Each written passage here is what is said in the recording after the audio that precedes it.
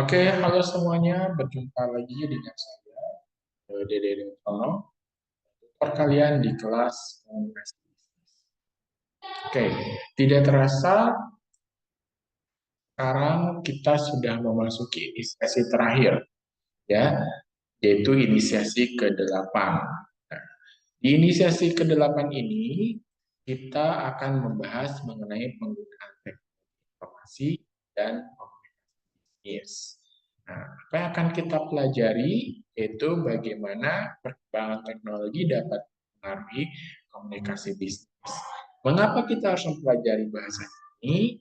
Untuk kalian agar kalian mengetahui perkembangan teknologi secara menyeluruuf gitu dan bagaimana pengaruhnya ke dalam kegiatan bisnis. Nah, bahkan kegiatan bisnis ini akan berkaitan erat dengan teknologi yang dipakai ini. Jangan lupa untuk Anda aktif dalam diskusinya dan mengerjakan semua tugas-tugasnya. Ya. Nah, jangan lupa pula untuk isi angket tuton pada ini. Inisiasi kali. Oke, saya langsung akan masuk ke video mengenai materi kali ini. Oke, silakan lihat. Saya sudah share screen-nya ya. Jadi, inisiasi ke-8 ini adalah dan komunikasi. Bagaimana penerapan teknologi informasi dan komunikasi? Penerapan teknologi informasi dan komunikasi banyak digunakan para kebutuhan efisiensi. Kebutuhan efisiensi waktu dan biaya menyebabkan setiap pelaku usaha merasa perlu menerapkan informasi teknologi dalam lingkungan kerja.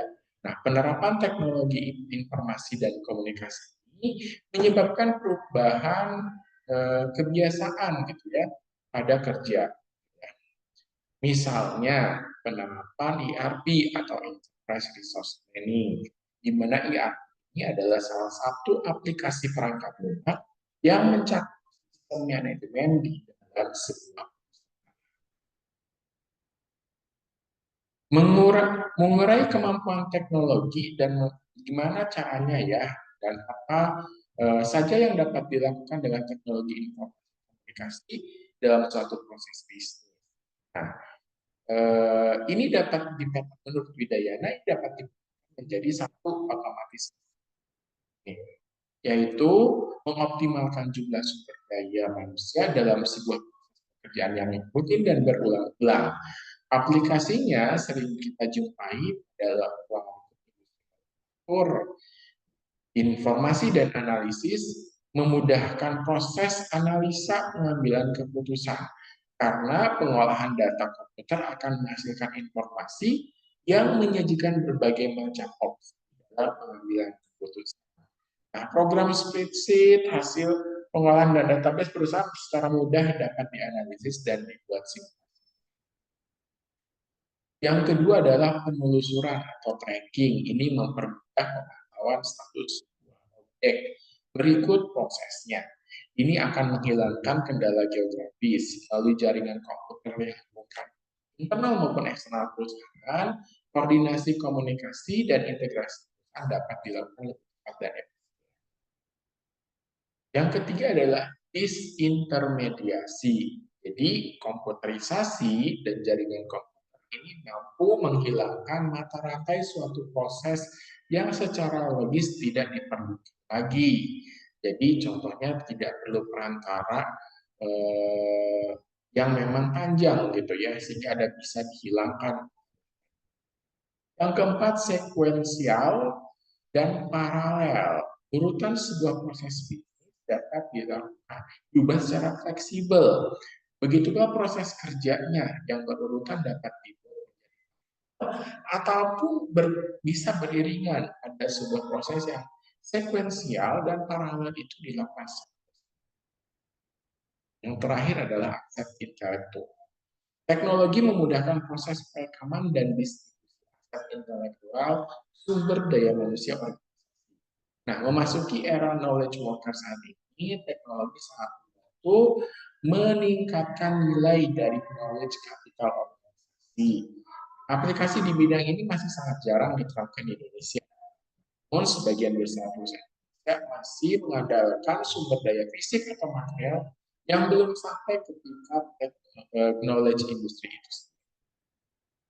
Bagaimana manfaatnya situs web dalam dunia bisnis? Kalau menurut Herman Darto, manfaat web sendiri itu ataupun situs itu bisa memfasilitasi pengumpulan informasi. Yang kedua, memberikan peluang nih. Yang ketiga, memungkinkan tampil secara global. Dan yang keempat, menawarkan peluang penciptaan yang dinamis. Lebih dinamis lagi nanti. Jadi bagaimana benefit dan penerapan teknologi informasi dan komunikasi ini dalam dunia bisnis? Dalam dunia bisnis, teknologi informasi dan komunikasi dimanfaatkan untuk perdagangan secara elektronik atau yang kita kenal sebagai e-commerce, yaitu perdagangan menggunakan jaringan komunikasi internet. Ini ada mata kuliah. Ini salah satu contoh jenis layanan berbasis teknologi informasi. Ya. Untuk jenisnya misalkan perbankan, untuk perusahaan nih, gitu ya, misalkan pembayaran, untuk ini ada e-banking dan lain sebagainya. Ini manfaat internet bagi usaha kecil dan menengah untuk komunikasi, mengkomunikasikan produknya. Banyak tuh yang menggunakan sebagai komunikasi. Yang kedua, ya digunakan untuk riset, gitu. Bagaimana riset produknya, riset pasarnya. Yang ketiga, internet mereka pakai untuk media promosi. Nah, terus peningkatan kredibilitas. Terus bagaimana juga untuk yang belum tahu manfaat dari produk yang dijual gitu ya. Jadi kita menggunakan internet untuk menginformasikan manfaatnya Bang, tentang produk kita, kredibilitas usaha dan lain-lain.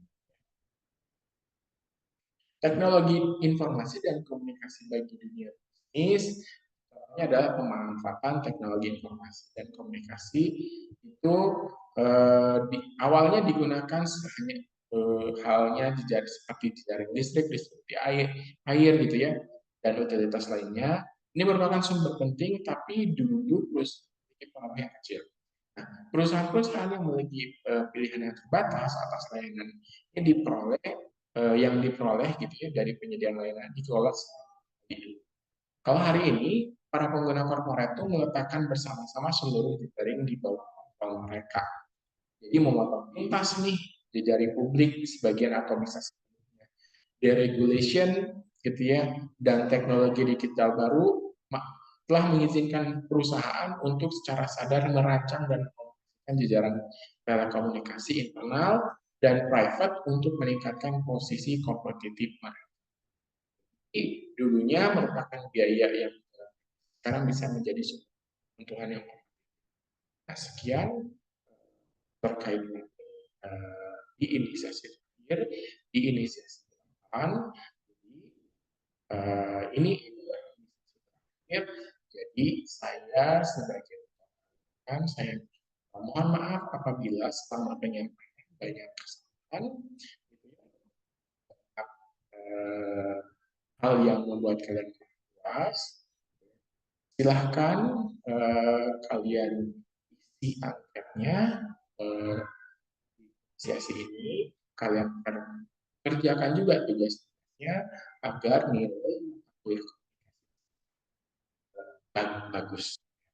Sampai bertemu di mata kuliah.